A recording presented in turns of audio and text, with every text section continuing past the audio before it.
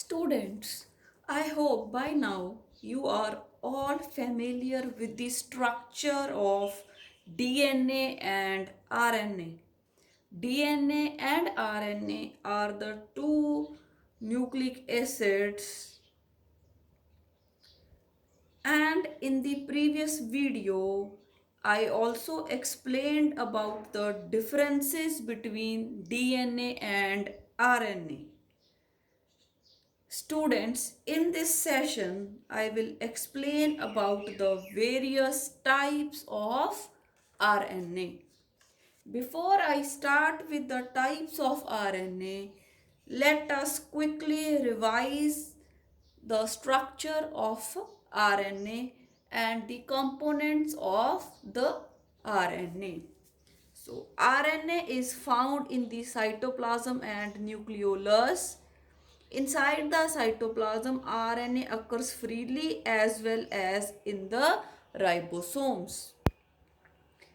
And ribosomes, they help in the protein synthesis. So ribosomes are called the protein factories of the cell. And RNA is also found in the mitochondria, chloroplast and eukaryotic chromosomes. In eukaryotic chromosomes, we did that they consist of near about 40% of the DNA, 55% of uh, 55% of the histones, the special proteins which help in packaging of the DNA, and near about 4% of the RNA is also present in a eukaryotic chromosome.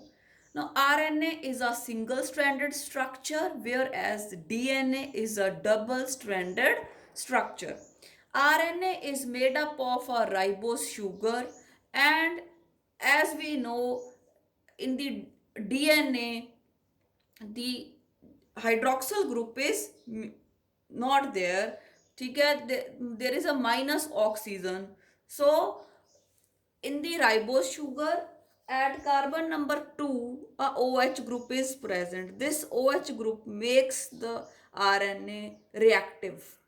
Then it has phosphate as a component and nitrogenous base. Nitrogenous bases are of two types, purines and pyrimidines. Purines are adenine and guanine, they are double ringed, whereas pyrimidines are cytosine and uracil. In DNA we have the thiamine, and in RNA thiamine is replaced by the uracil. Thiamine is stable, which makes the DNA also stable, whereas uracil is reactive. It imparts catalytic property to the RNA and makes the RNA unstable. RNA generally it carries the information from the DNA to the proteins, but in some plant viruses, RNA is the genetic material also. Now I'm going to explain about the three types of RNA.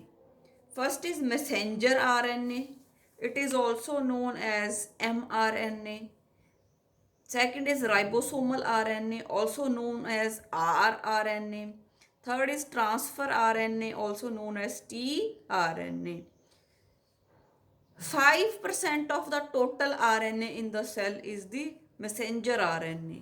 ਰਾਈਬੋਸੋਮਲ RNA ਸਭ ਤੋਂ ਵੱਧ ਪਿਆ 80%. ਜਿੰਨਾ total RNA ਪਿਆ ਉਹਦਾ 80% ਕਿਹੜਾ ਹੈ rRNA, and transfer RNA is about 15% in the cell. So let's uh, discuss about the types in the detail. First one is the messenger RNA. Messenger, as you know, you are familiar with the term messenger. ठीक है, आप we have the Yahoo messenger, ਜਾਂ ਜਿਵੇਂ ਪੁਰਾਣੇ ਜ਼ਮਾਨੇ 'ਚ ਕਬੂਤਰ message ਲੈ ਕੇ ਜਾਂਦੇ ਸੀ, ਸੋ ਦੇ ਵਰ ਦੀ ਮੈਸੇਂਜਰਸ. ਸੋ ਮੈਸੇਂਜਰ ਦਾ ਕੀ ਕੰਮ ਹੁੰਦਾ ਹੈ? To take a message. ਠੀਕ ਹੈ, ਤੇ ਜਿਹੜਾ ਮੈਸੇਂਜਰ RNA ਹੈ, ਇਹ ਕੀ ਕਰਦਾ? It's going to take a message for protein synthesis. Proteins ਬਣਾਉਣ ਲਈ ਮੈਸੇਜ ਲੈ ਕੇ ਜਾਂਦਾ from the DNA to the cytoplasm. ਜਿਹੜਾ ਡੀਐਨਏ ਹੁੰਦਾ ਬੇਟੇ ਉਹ ਜਿਹੜਾ ਹੈ ਨਿਊਕਲੀਅਸ ਦੇ ਅੰਦਰ ਪਿਆ ਹੁੰਦਾ ਹੈ, ਤੇ ਜਿਹੜੇ ਰਾਈਬੋਸੋਮਸ ਹੈ ਉਹ ਸਾਈਟੋਪਲਾਜ਼ਮ 'ਚ ਪਏ ਹੁੰਦੇ, ਆਪਾਂ ਨੂੰ ਪਤਾ ਹੈ।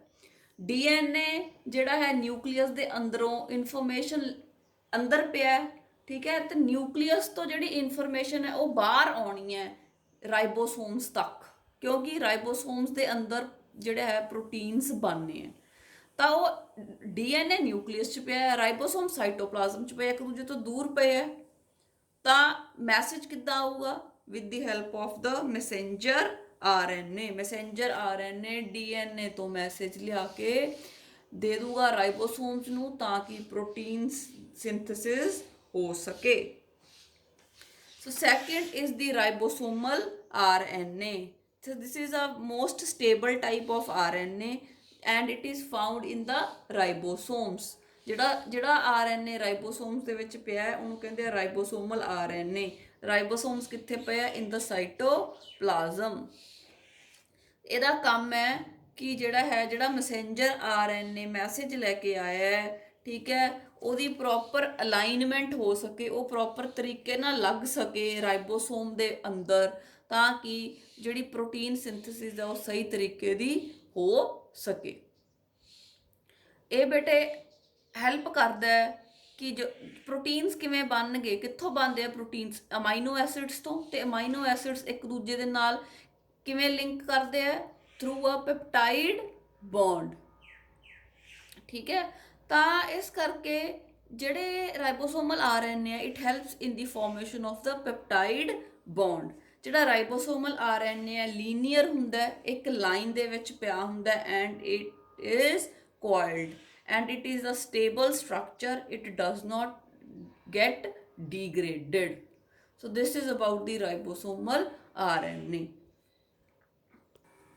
Now bete, as I explained you about the messenger RNA, the mRNA, कि उन्हें मैसेज लैके जाना हुंदा for the protein synthesis. ਹੁਣ ਜਿਹੜਾ messenger RNA ਹੈ it is of two types, polycistronic mRNA and monocistronic mRNA। ਪਹਿਲਾਂ ਗੱਲ ਕਰ ਲੈਂਦੇ ਆ ਪੋਲੀਸਿਸਟ੍ਰੋਨਿਕ mRNA ਦੀ। ਜਿਹੜੇ ਪ੍ਰੋਕੈਰੀਓਟਸ ਹੁੰਦੇ ਆ ਜਿਵੇਂ ਬੈਕਟੀਰੀਆ, ਉਹਨਾਂ ਦੇ ਵਿੱਚ ਜਿਹੜਾ mRNA ਪਿਆ ਹੁੰਦਾ that is called the polycistronic mRNA। ਤੇ ਬੇਟੇ ਇਹਦੇ ਵਿੱਚ ਕੀ ਹੁੰਦਾ ਕਿ ਦੇਖੋ ਆ ਇੱਕ ਤੁਸੀਂ ਦੇਖ ਸਕਦੇ ਹੋ, ਇੱਕ ਜਿਹੜਾ ਹੈ ਮੈਂ mRNA ਦਾ ਸਟ੍ਰੈਂਡ ਬਣਾਇਆ ਹੈ, ਇੱਕ mRNA ਬਣਾਇਆ ਹੈ, ਠੀਕ ਹੈ। ਤਾਂ ਇਹਦੇ ਤੇ ਬੇਟੇ ਜਿਹੜਾ ਹੈ ਬਹੁਤ ਸਾਰੇ ਜਿਹੜੇ ਹੈ ਪ੍ਰੋਟੀਨਸ ਬਣ ਰਹੇ ਆ, ਜਿਵੇਂ protein 1, protein 2, protein 3। one mRNA makes many proteins, right? Poly means many, cistronic means proteins, ठीक है।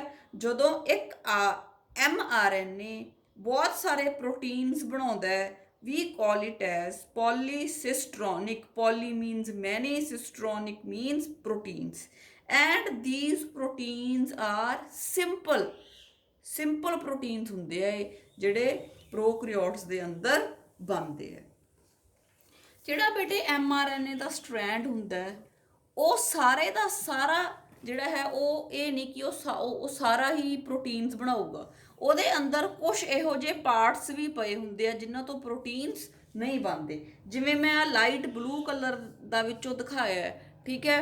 ਇਹ ਜਿਹੜੇ ਪਾਰਟਸ ਹੈ ਇਹ ਪ੍ਰੋਟੀਨ ਬਣਾਉਣ ਦੇ ਵਿੱਚ ਯੋਗਦਾਨ ਨਹੀਂ ਪਾ ਰਹੇ। ਜਿਹੜਾ ਪਰਪਲ ਸੀ, ਔਰੰਜ ਸੀ, ਗ੍ਰੀਨ ਸੀ, ਇਹ mRNA ਦਾ ਪਾਰਟ ਹੈ ਜਿਹੜਾ ਇਹ ਪ੍ਰੋਟੀਨ ਬਣਾ ਰਿਹਾ। ਜਿਹੜੇ ਪਾਰਟਸ ਪ੍ਰੋਟੀਨ ਨਹੀਂ ਬਣਾ ਰਹੇ, ठीक है, the region of mRNA from where protein is not formed, the region of mRNA from where proteins are not formed is called as untranslated region, UTR, untranslated region।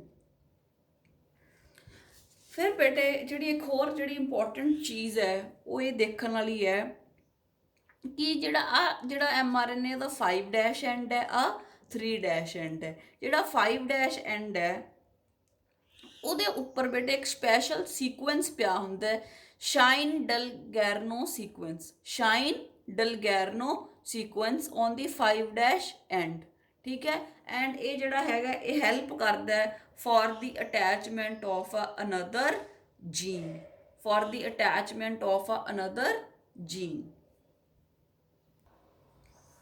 The second one is monocistronic mRNA. This is found in eukaryotes and it codes for only one protein. ठीक है, ਇੱਥੇ ਆਪਾਂ ਦੇਖ ਸਕਦੇ ਆ mono means one protein, ਠੀਕ ਹੈ, ਇੱਕੋ ਹੀ ਪ੍ਰੋਟੀਨ ਬਣ ਰਿਹਾ। ਇਹਦੇ ਵਿੱਚ ਕਿਹਾ ਸੀ poly means many proteins ਬਣ ਰਹੇ ਹੈ, ਠੀਕ ਹੈ। So a mRNA, if one mRNA makes only one protein, one mRNA makes only one protein, we call it as monocistronic। and ਜਿਹੜਾ mono means one ਹੈ ਨਾ, ਤਾਂ ਇਹ ਜਿਹੜਾ ਪ੍ਰੋਟੀਨਸ ਹੁੰਦੇ ਆ ਬੇਟੇ ਇਹ ਕੰਪਲੈਕਸ ਹੁੰਦੇ ਆ, ਠੀਕ ਹੈ। ਮੋਨੋਸਿਸਟ੍ਰੋਨਿਕ ਜਿਹੜੇ ਪ੍ਰੋਟੀਨਸ ਹੈ ਕੰਪਲੈਕਸ ਹੁੰਦੇ ਆ। ਹੁਣ ਯਾਦ ਰੱਖਣ ਲਈ ਪੀ ਤੇ ਪ੍ਰੋਕੈਰੀਓਟਸ ਪੈਂਦਾ ਤੇ ਪੀ ਤੇ ਪੋਲੀਸਿਸਟ੍ਰੋਨਿਕ, ਠੀਕ ਹੈ। ਤੇ ਪ੍ਰੋਕੈਰੀਓਟਸ ਸਿੰਪਲ ਆਰਗੇਨਿਜ਼ਮ ਹੁੰਦੇ ਆ, ਇਸ ਕਰਕੇ ਉਹਨਾਂ ਦੇ ਜਿਹੜੇ ਪ੍ਰੋਟੀਨਸ ਆ ਉਹ ਵੀ ਸਿੰਪਲ ਹੁੰਦੇ ਆ। ਯੂਕੈਰੀਓਟਸ ਦੇ ਵਿੱਚ ਮੋਨੋਸਿਸਟ੍ਰੋਨਿਕ mRNA ਹੁੰਦਾ ਹੈ, only one protein is formed but that protein is too complex, ਉਹ ਕਾਫੀ ਕੰਪਲੈਕਸ ਹੁੰਦਾ ਹੈ। ਫਿਰ ਬੇਟੇ ਜਿਹੜਾ mRNA ਹੈ ਜਿਹਦੀ ਆਪਾਂ ਗੱਲ ਕਰ ਰਹੇ ਹਾਂ, ਇਹ ਆਪਾਂ ਕਿਹਾ ਵੀ it forms about 5% of the total RNA of the cell. ਤੇ ਇਹ ਜਿਹੜਾ mRNA this is the longest of all the 3 RNAs, ਤਿੰਨੇ RNAs ਤੋਂ ਲੰਬਾ ਕਿਹੜਾ ਹੁੰਦਾ ਹੈ mRNA, ਠੀਕ ਹੈ। ਤਾਂ ਜਿਹੜਾ mRNA ਹੁੰਦਾ ਇਹਦੇ ਡਿਫਰੈਂਟ ਸਾਈਜ਼ ਹੁੰਦੇ ਆ, ਠੀਕ ਹੈ, ਮਤਲਬ ਕਿ ਅਲੱਗ-ਅਲੱਗ ਤਰ੍ਹਾਂ ਦੇ ਸਾਈਜ਼ ਹੁੰਦੇ ਆ। ਤਾਂ ਇਸ ਕਰਕੇ ਜਿਹੜਾ mRNA ਹੈ ਬੇਟੇ ਉਹਨੂੰ ਹੈਟਰੋਜੀਨੀਅਸ ਨਿਊਕਲੀਅਰ RNA ਵੀ ਕਹਿ ਦਿੰਦੇ ਆ, ਠੀਕ ਹੈ, ਕਿਉਂਕਿ ਜਿਹੜਾ mRNA ਹੈ ਇਹਦਾ ਸਾਈਜ਼ ਹੈ ਜਿਹੜੇ ਉਹ ਬਹੁਤ ਵੇਰੀ ਕਰਦਾ ਹੈ, ਠੀਕ ਹੈ। ਤਾਂ ਸਾਈਜ਼ ਕਿਉਂ ਵੇਰੀ ਕਰਦਾ ਹੈ, ਠੀਕ ਹੈ, ਜਿਹੜੀ ਇਹਦੀ ਲੈਂਥ ਹੈ it is related to the size of the polypeptide, ਮਤਲਬ ਕਿੱਡਾ ਪੋਲੀਪੈਪਟਾਈਡ ਹੈ ਜੀ, ਮਤਲਬ ਕਿੰਨੇ ਕੁ ਜਿਹੜੇ ਹੈ ਅਮਾਈਨੋ ਐਸਿਡਸ ਲੱਗਣੇ ਹੈ ਤੇ ਫਿਰ ਪ੍ਰੋਟੀਨ ਬਣਨਾ ਹੈ, ਠੀਕ ਹੈ। ਕਿੰਨੇ ਕੁ ਅਮਾਈਨੋ ਐਸਿਡਸ ਲੱਗਦੇ ਆ ਉਸ ਹਿਸਾਬ ਨਾਲ ਇਹਦਾ ਸਾਈਜ਼ ਵੇਰੀ ਕਰਦਾ ਹੈ, ਠੀਕ ਹੈ, ਠੀਕ ਹੈ। ਇਨਫੋਰਮੇਸ਼ਨ ਇਹਦੀ ਇਨਫੋਰਮੇਸ਼ਨ ਨਾਲ ਹੀ ਜਿਹੜਾ ਹੈ ਉਹਦੀ ਲੈਂਥ ਪੋਲੀਪੈਪਟਾਈਡ ਦੀ ਵਧਣੀ ਜਾਂ ਘਟਣੀ ਹੈ। ਤਾਂ ਇਸ ਕਰਕੇ because of the variation in the size the mRNA population in a cell, ਜਿੰਨੇ ਵੀ mRNA ਪਏ ਹੁੰਦੇ ਇਨ ਅ cell they are called as heterogeneous nuclear RNA or HNRNA or HNRNA, right। ਮਤਲਬ ਜਿਹੜਾ ਵੀ ਜਦੋਂ ਅਮਾਈਨੋ ਐਸਿਡਸ ਜੋੜਨੇ ਆ ਤੇ ਪ੍ਰੋਟੀਨ ਬਣਨਾ ਹੈ we call it as a polypeptide, means ਬਹੁਤ ਸਾਰੇ ਪੈਪਟਾਈਡਸ ਬੌਂਡ ਜੁੜ ਗਏ। Poly means many, peptide bond ਆਪਾਂ ਨੂੰ ਪਤਾ ਬਿਟਵੀਨ 2 ਅਮਾਈਨੋ ਐਸਿਡਸ। ਤਾਂ ਜਿਹੜੀ ਇਹਦੀ ਲੈਂਥ ਹੋਊਗੀ, ਠੀਕ ਹੈ, ਕਿ ਪੋਲੀਪੈਪਟਾਈਡ ਦੀ ਕਿੰਨੀ ਲੈਂਥ ਹੈ ਉਹਦੀ ਸਾਰੀ ਇਨਫੋਰਮੇਸ਼ਨ ਕਿਹਦੇ ਕੋਲੇ ਹੈ mRNA ਕੋਲੇ, ਕਿਉਂਕਿ mRNA DNA ਤੋਂ ਇਨਫੋਰਮੇਸ਼ਨ ਲੈ ਕੇ ਆ ਰਿਹਾ ਹੈ, ਠੀਕ ਹੈ। Because of the variation in the size the mRNA population of a cell, ਠੀਕ ਹੈ, is called heterogeneous nuclear RNA। ਫਿਰ ਬੇਟੇ ਜਿਹੜੇ ਯੂਕੈਰੀਓਟਸ ਹੁੰਦੇ ਆ ਉਹਨਾਂ ਦਾ ਸਿਸਟਮ ਥੋੜ੍ਹਾ ਜਿਹਾ ਕੰਪਲੈਕਸ ਹੁੰਦਾ ਹੈ ਤੇ ਉਹਨਾਂ ਦਾ ਜਿਹੜਾ mRNA ਹੁੰਦਾ ਉਹਦੇ ਬੇਟੇ 5 ਡੈਸ਼ ਐਂਡ ਹੁੰਦਾ ਉਹਦੇ ਤੇ ਇੱਕ ਕੈਪ ਲੱਗ ਜਾਂਦੀ ਹੈ ਜਿਹਨੂੰ ਕਹਿੰਦੇ ਆ 7 ਮਿਥਾਈਲ ਗੁਆਨੋਸਿਨ ਕੈਪ। ਤੇ ਜਿਹੜਾ ਉਹਦਾ 3 ਡੈਸ਼ ਐਂਡ ਹੁੰਦਾ ਉਹਦੇ ਤੇ ਲੱਗ ਜਾਂਦੀ ਹੈ ਟੇਲ, ਜਿਹਨੂੰ ਕਹਿੰਦੇ ਆ ਪੋਲੀ ਏ ਟੇਲ। ਇੱਥੇ ਸਿਰਫ ਤੁਸੀਂ ਇਹ ਨਾਮ ਹੀ ਯਾਦ ਰੱਖਣੇ ਹੈ ਕਿ ਜਿਹੜਾ mRNA ਹੁੰਦਾ ਉਹਦੇ 5 ਡੈਸ਼ ਐਂਡ ਤੇ 7 ਮਿਥਾਈਲ ਗੁਆਨੋਸਿਨ ਕੈਪ ਲੱਗ ਜਾਂਦੀ ਹੈ, 3 ਡੈਸ਼ ਐਂਡ ਤੇ ਪੋਲੀ ਏ ਟੇਲ ਲੱਗ ਜਾਂਦੀ ਹੈ। ਇਹ ਕੀ ਚੀਜ਼ ਹੈ, ਇਹ ਕਿਸ ਤਰ੍ਹਾਂ ਕੰਮ ਕਰਦੇ, ਇਹਨਾਂ ਦਾ ਕੀ ਰੋਲ ਹੈ, this I am going to explain you in the detail when we will talk about the transcription in eukaryotes। ਤਾਂ ਇੱਥੇ ਸਿਰਫ ਮੈਂ ਆਰਐਨਏ ਦੀ ਇੰਟਰੋਡਕਸ਼ਨ ਦੇ ਰਹੀ ਹਾਂ, ਆਰਐਨਏ ਬਾਰੇ ਦੱਸ ਰਹੀ ਹਾਂ, ਤਾਂ ਕਿ ਉੱਥੇ ਜਿਹੜਾ ਹੈ ਜਦੋਂ ਆਪਾਂ ਟਰਾਂਸਕ੍ਰਿਪਸ਼ਨ ਕਰੀਏ ਤਾਂ ਤੁਹਾਨੂੰ ਕਨਫਿਊਜ਼ਨ ਨਾ ਹੋਵੇ ਕਿ ਮੋਨੋਸਿਸਟਰੋਨਿਕ ਐਮਆਰਐਨਏ ਕਿਹੜਾ ਹੈ, ਪੋਲੀਸਿਸਟਰੋਨਿਕ ਕਿਹੜਾ ਹੈ। ਯੂਕੈਰੀਓਟਸ ਦੇ ਵਿੱਚ ਆਪਾਂ ਕਿਹਦੀ ਗੱਲ ਕਰ ਰਹੇ ਹਾਂ, ਕੈਪ 5 ਡੈਸ਼ ਐਂਡ ਤੇ ਲੱਗਦੀ ਹੈ, ਟੇਲ 3 ਡੈਸ਼ ਐਂਡ ਤੇ ਲੱਗਦੀ ਹੈ। ਤੇ ਜਿਹੜੇ ਯੂਕੈਰੀਓਟਸ ਹੈ ਉਹਨਾਂ ਦੇ ਵਿੱਚ ਇੱਕੋ ਹੀ ਪ੍ਰੋਟੀਨ ਬਣਦਾ ਹੈ, ਠੀਕ ਹੈ। 1 mRNA makes 1 protein, but this protein is very complex. Next bete we are discussing about the third type of the mRNA called the transfer RNA. It is called the transfer RNA. Transfer RNA ਦਾ ਕੰਮ ਹੈ to carry the amino acids, ठीक है। Transfer RNA is small, छोटा ਹੁੰਦਾ ਹੈ। It's a stable RNA that carries amino acid to the corresponding site of protein synthesis in the ribosomes।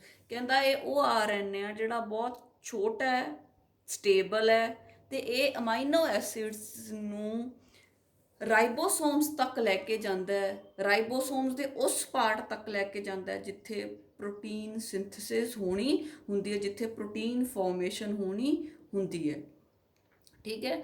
ਆਹ ਬੇਟੇ ਜਿਹੜਾ ਇਹਦਾ ਜਿਹੜਾ ਹੈਗਾ ਸਟਰਕਚਰ ਹੁੰਦਾ ਹੈ ਟਰਾਂਸਫਰ ਆਰਐਨਏ ਦਾ, tRNA ਦਾ, ਇਹਨੂੰ ਬੇਟੇ ਕਲਵਰ ਲੀਫ ਲਾਈਕ ਕਹਿੰਦੇ ਆ। ਜਿਹੜਾ ਕਲਵਰ ਹੈ ਇੱਕ ਪੀ ਫੈਮਿਲੀ ਦਾ, ਮਟਰ ਦੀ ਫੈਮਿਲੀ ਦਾ ਇੱਕ ਪਲਾਂਟ ਹੈ ਜਿਹਦੇ 3 ਲੋਬਡ ਲੀਵਸ ਹੁੰਦੇ ਆ, ਇਸ ਤਰ੍ਹਾਂ 3 ਲੋਬਡ ਲੀਵਸ। ਤਾਂ ਇਹਦਾ ਸਟਰਕਚਰ ਵੀ ਉਸੇ ਤਰ੍ਹਾਂ ਹੈ ਜਿਵੇਂ ਕਿ 3 ਲੋਬਡ ਕਲਵਰ ਦਾ ਹੈ, ਠੀਕ ਹੈ। ਤਾਂ ਇਹਦੇ ਵਿੱਚ ਬੇਟੇ ਜਿਹੜਾ tRNA ਹੁੰਦਾ ਇਹਦੇ ਵਿੱਚ 4 ਅਲੱਗ-ਅਲੱਗ ਸਾਈਟਸ ਹੁੰਦੀਆਂ, ਠੀਕ ਹੈ। ਉਹਨਾਂ ਦੀ ਆਪਾਂ ਗੱਲ ਕਰਦੇ ਹਾਂ 1 2 3 4। ਫਸਟ ਮੈਂ ਗ੍ਰੀਨ ਨਾਲ ਦਿਖਾਈ ਹੈ, ਸੈਕਿੰਡ ਯੈਲੋ ਨਾਲ, ਥਰਡ ਬਲੂ ਨਾਲ, ਫੋਰਥ ਔਰੇਂਜ ਨਾਲ। ਤਾਂ ਇਹਨਾਂ ਦੀ ਆਪਾਂ ਇੱਕ ਇੱਕ one by one we are going to talk about this। ਜਿਹੜੀ ਫਸਟ ਸਾਈਟ ਹੈ ਬੇਟੇ ਉਹਨੂੰ ਕਹਿੰਦੇ ਆ ਅਮਾਈਨੋ ਐਸਿਡ ਅਟੈਚਮੈਂਟ ਸਾਈਟ। ਆਹ ਦੇਖੋ ਆ ਅਮਾਈਨੋ ਐਸਿਡ ਹੈ ਜਿਹੜਾ ਉਹ ਜੁੜਿਆ ਹੋਇਆ ਹੈ, ਤੇ ਇਸ ਜਗ੍ਹਾ ਨੂੰ ਕਹਿੰਦੇ ਆ, ਇਸ ਸਾਈਟ ਨੂੰ ਕਹਿੰਦੇ amino acid attachment site. Second ਬੇਟੇ ਅਮਾਈਨੋ ਐਸਿਡ ਰੈਕੋਗਨੀਸ਼ਨ ਸਾਈਟ। ਤੀਜੀ anticodon loop. Fourth ribosome recognition site. ਤਾਂ ਦੂਸਰੀ ਹੈਗੀ ਹੈ ਬੇਟੇ amino acid recognition site. Third is anticodon loop ਜਿਹੜਾ ਬਲੂ ਕਲਰ ਨਾਲ ਦਿਖਾਇਆ ਹੈ, ਤੇ fourth is the ribosome recognition site ਜਿਹੜਾ ਮੈਂ ਯੈਲੋ ਨਾਲ ਦਿਖਾਇਆ। ਇਹ ਜਦੋਂ tRNA ਆਊਗਾ ਇੱਥੇ ਆ ਕੇ ਇਸ ਜਗ੍ਹਾ ਤੇ ਆ ਕੇ ਉਹ ਰਾਈਬੋਸੋਮ ਦੇ ਨਾਲ ਅਟੈਚ ਹੋਊਗਾ, ਫਿਰ ਜਿਹੜੀ ਪ੍ਰੋਟੀਨ ਸਿੰਥੇਸਿਸ ਸ਼ੁਰੂ ਹੋਊਗੀ। ਫਿਰ ਬੇਟੇ ਜਿਹੜਾ ਆਪਾਂ ਮੈਂ ਤੁਹਾਨੂੰ ਪਿਛਲੇ ਚੈਪਟਰ 'ਚ ਵੀ ਐਕਸਪਲੇਨ ਕੀਤਾ ਸੀ ਕਿ ਜਦੋਂ 3 ਨਾਈਟ੍ਰੋਜਨਸ ਬੇਸ ਇਕੱਠੇ ਹੋ ਜਾਂਦੇ ਆ ਵੀ ਕਾਲ ਇਟ ਐਜ਼ ਅ ਟ੍ਰਿਪਲੇਟ, ਤੇ ਆਪਾਂ ਉਹਨੂੰ ਕੋਡੋਨ ਕਹਿੰਦੇ ਆ, ਠੀਕ ਹੈ। ਇਹਦੀਆਂ ਜਿਹੜੀਆਂ ਇਹਦੀ ਫਰਦਰ ਐਕਸਪਲੇਨੇਸ਼ਨ ਹੈ ਉਹ ਆਪਾਂ ਅੱਗੇ ਜਾ ਕੇ ਕਰਨੀ ਹੈ। ਬਸ ਤੁਹਾਨੂੰ ਥੋੜਾ ਜਿਹਾ tRNA ਦੇ ਸਟਰਕਚਰ ਬਾਰੇ ਪਤਾ ਲੱਗ ਜੇ, ਇਸ ਕਰਕੇ ਮੈਂ ਕੋਡੋਨ ਦੀ ਗੱਲ ਕਰ ਰਹੀ। ਜਿਹੜਾ DNA ਹੁੰਦਾ ਬੇਟੇ ਉਹਦੇ ਕੋਲ 3 ਦੇ ਟ੍ਰਿਪਲੇਟਸ ਪਏ ਹੁੰਦੇ ਜਿਹਨੂੰ ਆਪਾਂ ਕੋਡੋਨ ਕਿਹਾ।